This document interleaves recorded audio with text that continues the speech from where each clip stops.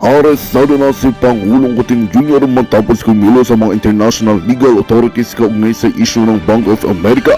Korte Suprema nagbayad ng suporta sa desisyon ng pagpaparusa laban sa Pangulo na nagdulot ng matinding pagkabigla sa bansa.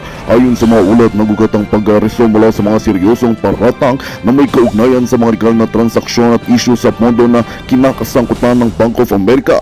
Matapos ang masusing pag-aaral ng ebidensya, formal nang ipinag-utos ang pag-aresto sa Pangulo. Agad na naglabas ng pahayag ang Korte Suprema na nagsabing kanilang susuportahan ang legal na proseso upang matiyak ang hustisya at pananagutan ang sinumang may kasalanan kahit pa nasa pinakamataas na posisyon. Sa gitna ng nakakagimbal na pangyayaring ito, patuloy ang mga reaksyon mula sa publiko. May mga sumusuporta sa hakbang na ito habang ang iba naman ay nag-alala sa magiging epekto sa bansa.